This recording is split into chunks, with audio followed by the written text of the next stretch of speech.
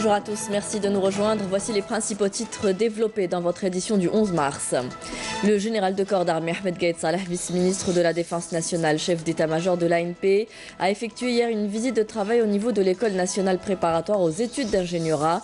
Visite durant laquelle il a présidé la réunion annuelle des cadres et responsables des structures de formation de l'ANP. Du quinoa planté chez nous à El Oued. Pour l'instant, cette culture se fait à titre expérimental. Le climat semble adéquat pour cette plante riche en vitamines et qui pourrait être une solution pour les problèmes liés à l'insécurité alimentaire. Et enfin, le CAC de Batna, le centre anti-cancer, effectue depuis l'an dernier des interventions d'autogreffe de cellules souches. C'est le 3e du genre à l'échelle nationale. On en parle dans notre édition. Bienvenue à tous. On ouvre ce journal avec l'activité parlementaire. Une séance plénière s'est ouverte ce matin à l'Assemblée consacrée à l'adoption de 2 projets de loi. Le premier relatif aux activités de médecine vétérinaire et la protection de la santé animale et le second relatif aux activités nucléaires.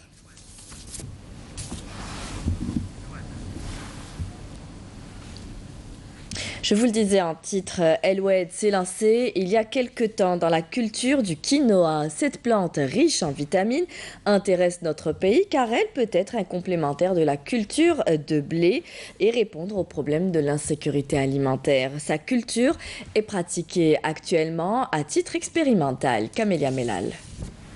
Une plante pas comme les autres s'invite en Algérie, le quinoa. Cet aliment végétal riche notamment en vitamines constitue pour nombre d'observateurs la réponse adéquate aux problèmes liés à l'insécurité alimentaire. Pratiqué actuellement à titre expérimental aux différentes régions du pays, à El Oued, la culture du quinoa a donné lieu ces dernières années à des résultats jugés probants avec un bon rendement. En adoptant l'irrigation avec le système du goutte à goutte, nous avons commencé à planter cette graine dans des petites parcelles. À partir de la 2e saison, nous avons planté également du blé à raison de 7 kg par hectare avec le système de pivot. Et nous sommes arrivés cette saison à planter dans 1 hectare jusqu'à 3,5 kg. Pour la saison d'automne, soit les mois de septembre et d'octobre, la culture du quinoa peut atteindre 20 à 30 quintaux par hectare. Et ce, selon les conditions climatiques qui caractérisent la région.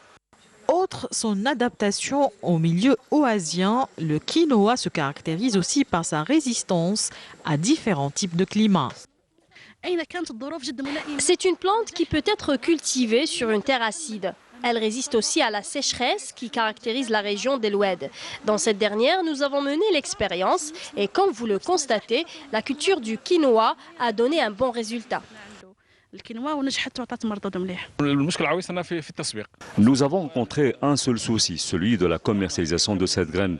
Nous avons ainsi frappé dans plusieurs portes, dont celle de la CCLS et quelques entreprises privées, pour l'adopter enfin dans la catégorie des céréales. Constituant une bonne alternative aux céréales, cette graine est considérée aujourd'hui dans le monde comme un aliment sain à haute valeur nutritionnelle grâce à sa richesse en acides aminés, vitamines et calcium, avec de multiples utilisations culinaires dans différentes recettes, répondant aux besoins des végétariens ainsi que des allergiques au gluten. L'Agence nationale de soutien à l'emploi des jeunes, l'ANSEJ, suspend le gel de certaines activités jugées saturées par le passé. Aujourd'hui, les directions régionales sont appelées à étudier les dossiers de financement en fonction des besoins de chaque région. Le reportage d'Amel Messaïd. En ce qui concerne le financement des projets au sein du dispositif ANSEJ, il se fait selon les besoins de la locale. Aujourd'hui, il y a des orientations pour l'accompagnement des jeunes promoteurs pour la concrétisation et la réalisation des projets sur le terrain selon les besoins de la locale. Autrement dit, la nouvelle mesure stipule que les activités gelées pour saturation devront être réactivées dans les régions qui exprimeront le besoin. Si on prend comme exemple le plus concret et le plus demandé, c'est le transport, mais on parle du volet transport voyageurs. Parce qu'aujourd'hui, si on parle des régions dont le transport n'est pas bien étoffé au niveau d'une localité, ça n'empêche pas au dispositif d'ANSEJ d'accompagner certains jeunes qui résident de la localité, la même localité, de créer une micro-entreprise de transport voyageurs avec un nombre bien déterminé. Cependant, comment peut-on connaître les besoins de chaque région? Si on prend à titre d'exemple le transport, c'est la direction de transport qui va déterminer les besoins réels de la région avec les collectivités locales. Des orientations ont été données aux antennes locales de l'ONSEJ pour la confection d'une cartographie des activités. Cette cartographie des activités, elle doit recenser tous les besoins de chaque commune, de chaque, si on peut même dire, de chaque localité. Ça va nous permettre, pour bien orienter les jeunes vers des créneaux porteurs et aussi pour répondre à un besoin d'une localité. Parce qu'aujourd'hui, ce qui est valable pour cette région, peut-être il ne sera pas valable pour une autre région. On doit répondre à un besoin de la locale. En somme, l'activité sera accompagnée par les services de l'ONSEJ et financée par les banques dans une région donnée, même si elle demeure gelée ailleurs. Le général de corps d'armée Ahmed Gaïd Salah, vice-ministre de la Défense nationale, chef d'état-major de l'ANP, a présidé hier après-midi la réunion annuelle des cadres de l'appareil de formation de l'armée nationale populaire lors de sa visite à l'école nationale préparatoire aux études d'ingénieurs. La réunion s'est tenue en présence du général-major Ali Siden, commandant de la première région militaire, le général-major Sherif Zerred, chef du département d'emploi et de préparation de l'état-major de l'ANP, des chefs des états-majors des commandements de force, des commandants des établissements militaires de formation et des chargés de la formation au niveau des commandements de force, des directions et des services centraux. Karim Haïfa. Lors de cette réunion, le général de corps d'armée a prononcé une allocution d'orientation dans laquelle il a mis l'accent sur les grands pas franchis par l'appareil de formation grâce à l'appui constant et continu accordé à ce secteur d'enseignement et de formation dans tous les domaines et spécialités. فما تحقق حتى الآن في المجال العلمي والمعرفي والتكويني هو في غاية الأهمية. Tout ce qui a été réalisé jusqu'à présent dans le domaine de la science, de la connaissance et de la formation est d'une extrême importance et une source de satisfaction. Cependant, les ambitions de l'armée nationale populaire, qui sont également celles de l'Algérie et de son peuple, l'incitent constamment à être à la hauteur des lourdes responsabilités qui lui sont dévolues, lesquelles requièrent l'identification des compétences à même de les assumer d'une manière parfaite et complète. Ainsi, nous estimons que la science, le savoir et la formation adéquate constituent les moyens idoines pour atteindre nos objectifs. De ce fait, se mettre au diapason de l'évolution qu'ont connue les armées modernes dans le monde d'aujourd'hui et suivre sa cadence en toute connaissance, conscience et discernement seront l'objectif légitime et ambitieux que vous devez atteindre avec l'aide de Dieu grâce à la volonté et à la détermination qui vous anime. Le général de corps d'armée a salué la qualité de la ressource humaine élite issue des différents établissements de formation militaire, atteinte grâce à la clairvoyance de la stratégie adoptée qui repose sur une vision et des objectifs de court, moyen et long terme, et grâce aussi à la dotation de ces établissements de formation de moyens pédagogiques modernes, d'une sélection d'encadreurs et de formateurs hautement qualifiés, conscients de leurs lourdes responsabilités.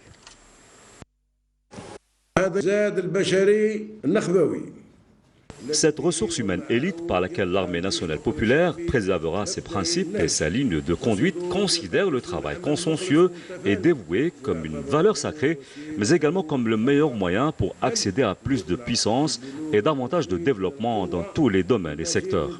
Une armée qui porte une vision globale et clairvoyante sur les intérêts suprêmes du pays fait que cette nation soit entre de bonnes mains qui estiment, se lèguent à sa juste valeur, savent honorer le serment, valorisent le travail noble et honorable, tel que le mérite cette terre sainte et ses valeureux martyrs. Pour cela, l'armée nationale populaire continue de considérer le travail assidu, soigneux et dévoué à Allah le Tout-Puissant et à la patrie son moyen principal qui lui permet de s'adapter en permanence aux impératifs des intérêts suprêmes de la nation et de veiller à leur garantie, ce qui requiert nécessairement un sens élevé de la responsabilité et du devoir. devoir envers le peuple et la patrie. À la lumière de cette vision sage et clairvoyante, notre appareil de formation ne se limite pas uniquement à satisfaire les volets d'enseignement et de formation, mais œuvre inlassablement à prendre en charge l'aspect de sensibilisation, l'objectif étant de former des cadres compétents et qualifiés dans tous les domaines militaires, jouissant d'une capacité de percevoir la vitalité des missions qui leur sont assignées. Ainsi, celui qui est conscient de la sensibilité de ses missions envers son pays et qui arrive à atteindre de hauts niveaux de compétences dans les différentes spécialités réussira sans nul doute à acquérir les caractéristiques du citoyen modèle et sera également, au vu de sa profession, un bon militaire. Tel est le summum de la complémentarité entre profession et conscience, dont la promotion en permanence incombe au secteur de l'enseignement et de la formation. Telles sont les normes que le haut commandement de l'armée nationale populaire, digne héritière de l'armée de libération nationale, a veillé à en faire l'un des solides fondements dans l'édification d'une armée professionnelle dans tous les sens du terme. Une armée professionnelle de par sa performance et son raisonnement qui agit conformément aux dispositions des lois de la République, selon l'envergure et la nature des missions qui lui sont assignées. Professionnelle également de par l'assimilation des paramètres à même de préserver en permanence le capital de confiance de son peuple.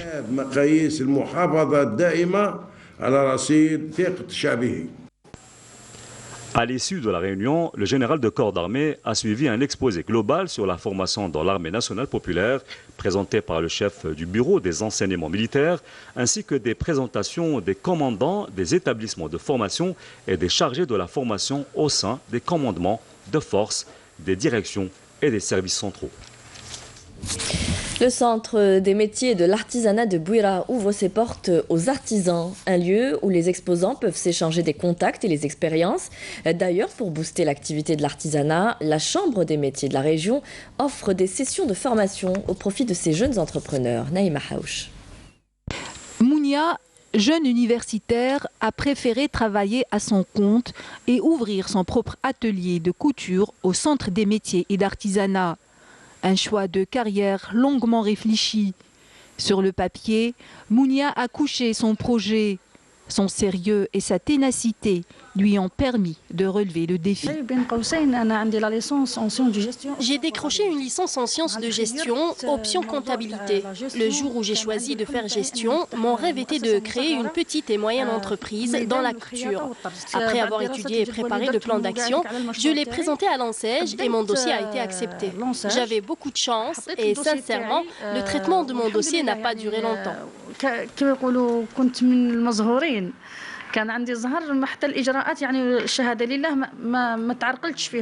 Le centre des métiers et d'artisanat est un espace qui accueille beaucoup d'artisans. Leurs produits sont exposés dans des ateliers et des stands. C'est un espace dédié aux artisans. Ce centre comprend une grande superficie où l'on peut exposer les différents produits artisanaux pendant toute l'année. Le premier étage est réservé aux ateliers. Quant au hall situé en bas, il est réservé aux expositions et occasions pour que les artisans puissent écouler leurs produits.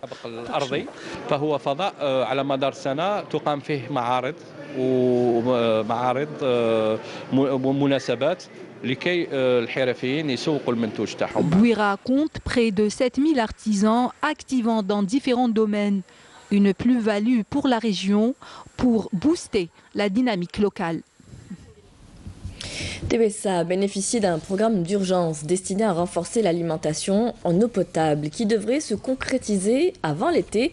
C'est ce qu'affirme le ministre des Ressources en eau en visite dans la région pour les communes situées au nord de la wilaya qui enregistrent un flagrant déficit en eau potable. Un réseau de transfert des eaux devrait améliorer la situation. Menel Boutouaba. Le taux d'alimentation en eau potable des habitants des communes de Tébessa n'a pas dépassé les 50% en 2017. Il pourrait atteindre les 80% avant l'été prochain avec la mise en exploitation de différents projets de transfert des eaux souterraines et à partir des barrages. Le premier responsable du secteur a indiqué lors d'une visite de travail dans la wilaya qu'un programme d'urgence destiné aux communes qui enregistrent un flagrant déficit sera concrétisé avant l'été. تحسن من مستوى 70 دالية L'augmentation du niveau du barrage de Ain el-Dalia nous a permis aujourd'hui d'ajouter à la wilaya de Tbessa 16 000 mètres cubes de plus par rapport au volume habituel, en plus d'un projet prévu avant l'été pour l'alimentation des communes du nord de la wilaya, à l'instar de l'Wenza, la Ouinet, le Mridj, Boukhadra, Barsat. Ces communes bénéficieront du transfert à partir du barrage d'Ouljet Melleg avant l'été. Nous avons aussi l'alimentation en eau de la commune de Shri'a qui enregistre un déficit notable. Elle sera concernée, à l'instar d'autres communes, par des projets de réalisation de puits et de transfert des eaux.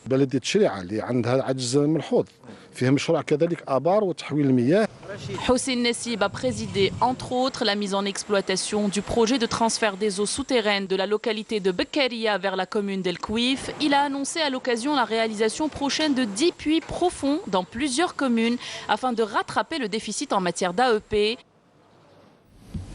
Le Centre régional anti-cancer, le CAC de Batna, mène depuis 2018 des interventions d'autogreffe de cellules souches. Des interventions qui apportent une nouvelle lueur d'espoir aux malades. C'est d'ailleurs le 3e centre du genre à l'échelle nationale à effectuer ce genre d'opération. Nselen Ben Saidi. Nasser est atteint d'une leucémie et ce depuis 4 ans. Ce qui nécessite une intervention d'autogreffe de cellules souches. Depuis 2018, le Centre régional anti-cancer de Batna apporte une nouvelle lueur d'espoir aux malades à travers cette nouvelle technique. Les cellules souches vont aller dans la moelle et vont reproduire, ils vont reconstruire les cellules du sang, de la moelle et du sang. L'autogreffe, aussi appelée greffe autologue, constitue à prélever des cellules souches chez un patient et à lui réinjecter ensuite un traitement de chimio ou de radiothérapie pour éliminer les cellules tumorales résiduelles. La procédure elle augmente la survie, c'est-à-dire qu'il يبرع complètement من المرض نتاعو. Nous avons enregistré 14 greffes depuis 2018 et nous avons établi un programme qui est la prise en charge de 2 greffes par semaine. Des enfants atteints d'une leucémie ont également bénéficié de ce genre de greffe qui a connu un franc succès. Nous attendons de recevoir les aménagements nécsaires pour procéder à des greffes de moelle osseuse. Le centre anti-cancer de Batna constitue un nouvel espoir pour les malades. Cet établissement, le 3e du genre à l'échelle nationale, a enregistré depuis 2018 plusieurs interventions de greffe de cellules souches réussies. Le ministère de la Culture veille à préserver et à protéger les sites archéologiques et le patrimoine sans entraver les projets de développement. Le ministre de la Culture, qui était en visite à Mila, l'a affirmé. Pour Asdin Mihoubi, il s'agit de concilier la protection des sites découverts et la réalisation des projets programmés tels que ceux de l'habitat et les équipements publics, avec pour objectif de ne pas entraver le développement, lequel représente un droit du citoyen. C'est la déclaration faite en marge de sa visite au niveau de la commune de Sidi Marouane, où un site romain a été découvert en 2013 à la faveur de la construction de logements sociaux. Et sachez que les objets subtilisés au Musée national des antiquités et des arts islamiques ont été récupérés. Le ministre de la Culture, Asdin Mihoubi, l'a indiqué depuis Mila que les investigations approfondies menées par les services de la sûreté de la wilaya d'Alger ont permis de récupérer tous les objets subtilisés vendredi dernier dans ce Musée national des antiquités et des arts islamiques. Je vous propose de l'écouter. تحريات أمن ولاية الجزائر Les investigations approfondies menées par les services de la sûreté de la wilaya d'Alger ont permis de récupérer tous les objets subtilisés vendredi dernier dans le Musée national des antiquités et des arts islamiques. Les biens, des épées et des pistolets datant de la période de la résistance populaire ont été volés par des individus qui avaient incendié une aile du musée national, profitant de la marche pacifique de vendredi dernier. L'incendie qui avait ciblé le musée n'a touché que l'aile consacrée aux arts islamiques, d'autant que des éléments de la protection civile sont intervenus à temps avant que les flammes ne se propagent à d'autres ailes de la bâtisse. L'aile endommagée a été fermée pour rénovation. C'est la fin de ce journal. Merci à vous tous de nous avoir suivis. Tout de suite, vous retrouverez Amel Laribi pour les prévisions météo. Vous pouvez revoir tous nos programmes sur Facebook et YouTube. Les adresses s'affichent en bas de votre écran. Et rendez-vous ce soir avec Nejma Harish pour le journal à 19h. Très bonne journée à tous. Au revoir.